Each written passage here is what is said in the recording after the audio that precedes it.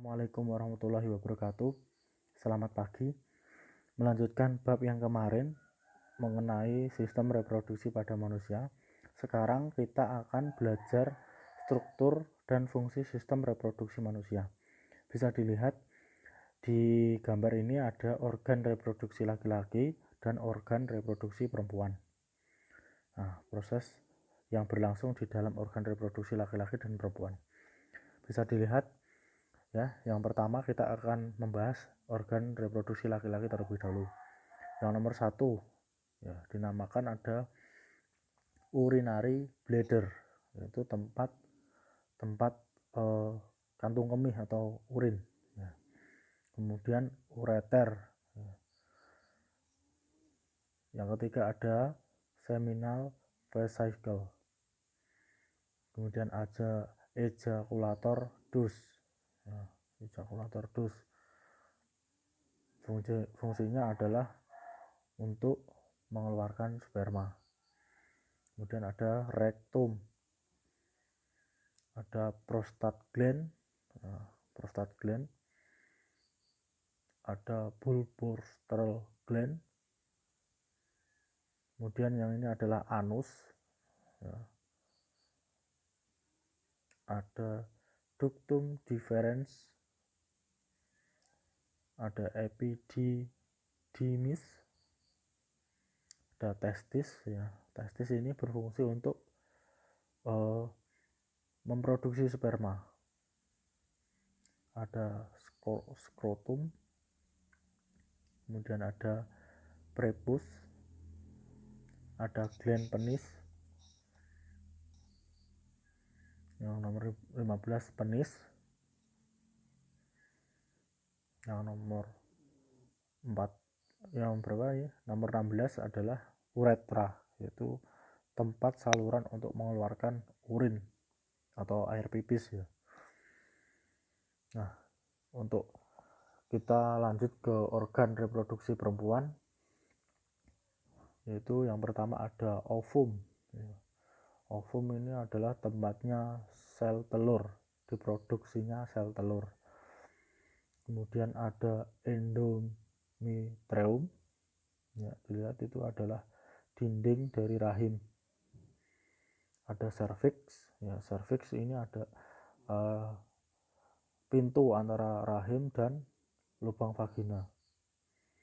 Kemudian ada vagina, yaitu lubang vagina tersebut. Kemudian ada uterus, nomor 5 tadi ya, nomor 4. Kemudian nomor 5 ada oviduk ya, yaitu jalur antaranya nanti sel telur dari ovum ke rahim. Nah, nanti misalkan sel telur sudah dibuahi, maka sel telur tersebut akan menuju ke rahim. Kemudian ada ovarium, dan nomor 7 ada fimbriae.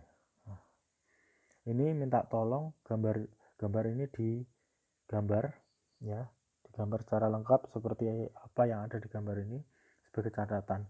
Biasanya nanti kalau ada ujian atau tes itu pasti keluar. Nah, di sini ada yang pertama adalah organ reproduksi laki-laki ya. Gambarnya seperti ini, bisa digambar lagi. Dan organ reproduksi perempuan seperti yang tadi ya, tak tolong juga digambar. Nah, yang ketiga kita akan belajar proses yang berlangsung di dalam organ reproduksi laki-laki dan perempuan. Nah, pada organ reproduksi pria berlangsung proses spermatogenesis, yaitu proses pembentukan sel kelamin jantan ya, atau sperma. Nah, yang pertama adalah spermatogonium.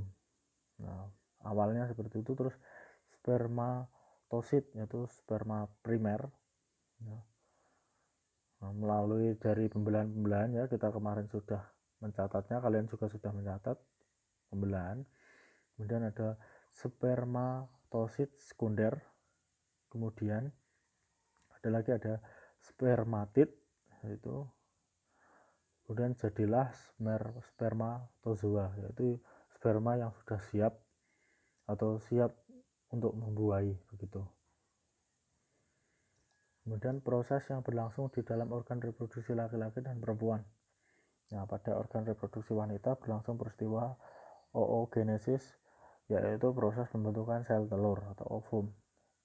Seperti halnya tadi, yaitu proses yang terjadi pada organ laki-laki ya. Bisa kalian baca sendiri.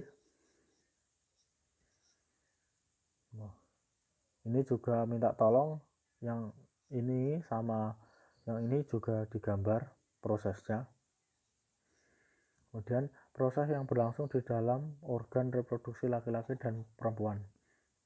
Menstruasi, ini untuk yang perempuan, saya kira sudah paham ya soal menstruasi, yaitu seorang wanita dewasa setiap bulan akan melepaskan satu sel telur matang dari salah satu ovariumnya. Nah, apabila tidak terjadi fertilisasi, akan terjadi pendarahan yang disertai luruhnya sel telur dan lapisan endometrium. Pendarahan ini disebut menstruasi. Menstruasi terjadi secara periodik sehingga disebut siklus menstruasi. Pada umumnya, siklus menstruasi itu berlangsung selama 28 hari. Ya, jadi misalkan menstruasi nanti selang 28 hari akan menstruasi lagi. Kecuali kalau sudah dibuahi atau sudah bertemu dengan sperma, itu nanti tidak akan menstruasi selama 9 bulan 10 hari, artinya hamil ya gitu. Nah, kenapa kok dikatakan 28 hari? Nah, ini berdasarkan survei wanita Indonesia rata-rata siklus menstruasinya 28 hari.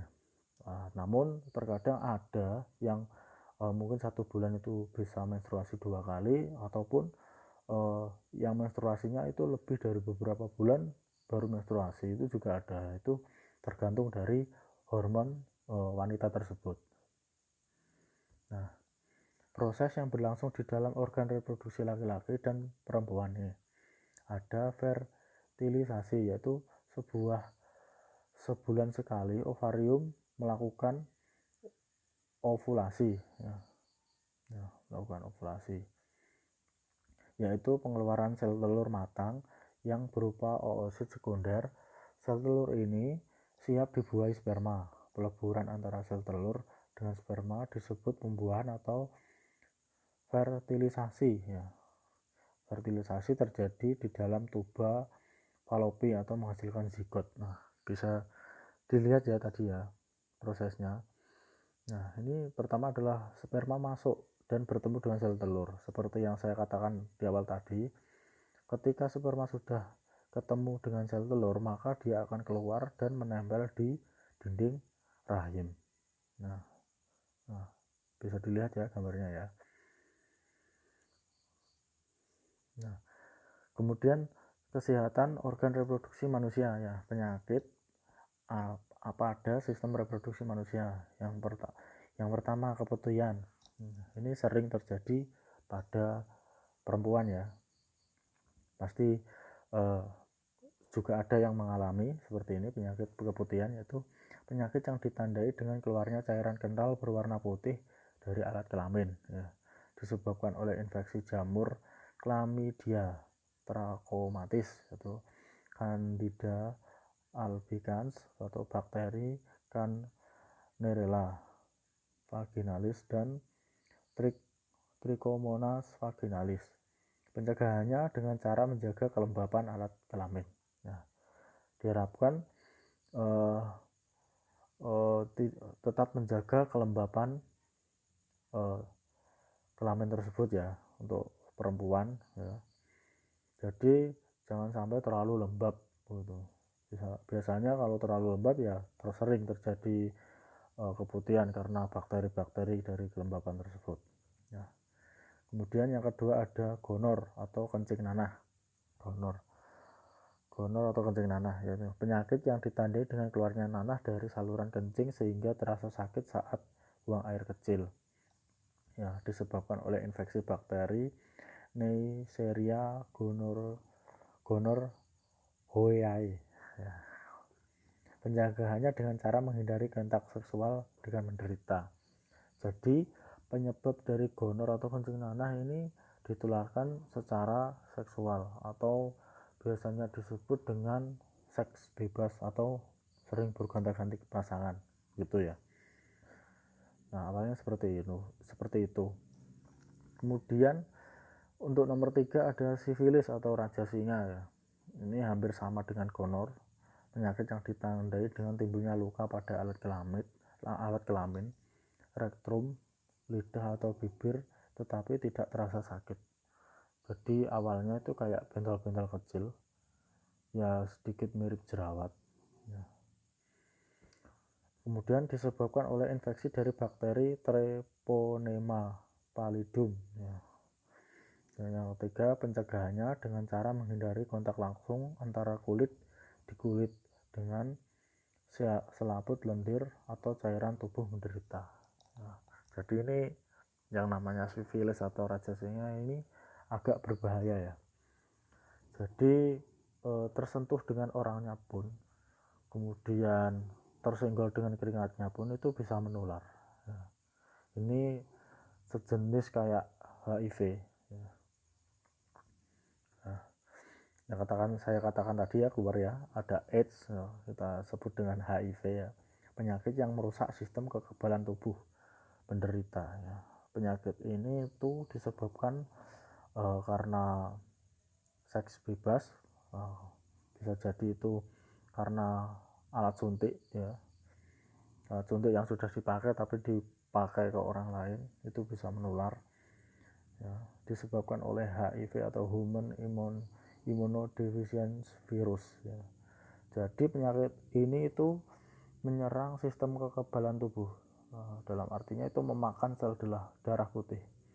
Nah, kita sakit bisa sembuh itu karena sel darah putih kita bekerja dengan baik untuk melawan virus tersebut. Tapi kalau HIV ini virusnya yang memakan sel darah putih tersebut. Jadi misalkan kalau kita sakit, ya rasanya akan begitu sakit karena tidak ada tameng dari tubuh kita, imun kita dimakan oleh virus tersebut.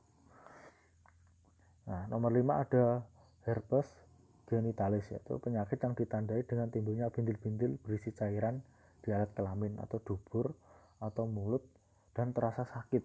Nah, disebabkan oleh virus herpes simplex tipe 2. Kemudian pencegahannya dengan menghindari kontak seksual dengan penderita. Nah, jadi tidak melakukan hubungan seks dengan penderita tersebut. Nomor 6, prostatis. Prostat, penyakit yang ditandai dengan adanya inflamasi pada kelenjar prostat. Atau bisa disebut kalau misalkan ini terlalu lama bisa terjadi kanker prostat. Penyakit ditandai dengan adanya inflamasi pada kelenjar prostat disebabkan oleh infeksi bakteri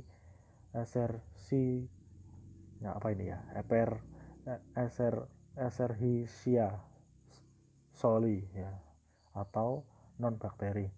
Pencegahannya dengan cara mengurangi aktivitas yang menyebabkan iritasi pada prostat seperti duduk dalam waktu yang lama ya. Kemudian yang 7 ada epididymitis, yaitu penyakit yang ditandai dengan peradangan pada epididymis. Mana yang epididymis tadi bisa dilihat di gambarnya, disebabkan oleh iritasi zat kimia atau komplikasi prostatektomi atau bakteri coliform dan infeksi klamidial. Pencegahannya dengan cara menghindari bergonta-ganti pasangan seksual. Untuk kesehatan organ reproduksi manusia, upaya pencegahan penyakit reproduksi ya, khusus untuk perempuan ya, mengganti pembalut sesering mungkin saat sedang menstruasi. Nah, bahkan ini sudah diatur ya, 2-3 jam sekali harus diganti. Ya, jangan sampai seharian ya, dari pagi sampai sore gitu. Nah, itu karena bakterinya sangat banyak ya. Kemudian menghindari penggunaan sabun pembersih kewanitaan secara terus-menerus. Jadi jangan sampai membersihkannya dengan sabun. Kalau bisa dengan air biasa, cukup dibasuh begitu. Untuk khusus untuk laki-laki, mengurangi kebiasaan mandi dengan air panas. Jangan menggunakan air panas terus ya. Terus untuk nomor 2, melindungi testis selama beraktivitas. Jangan sampai misalkan dijaga ya, jangan sampai nanti kebentur apa gitu, sakit itu nanti. Kemudian nomor 3, menghindari minuman beralkohol dan rokok. Nah ini, minum minuman beralkohol dan rokok itu akan menyebabkan impoten. Kalau kalian belum tahu soal impoten ya, impoten itu artinya organ reproduksi kalian atau penis kalian itu sudah tidak berfungsi begitu.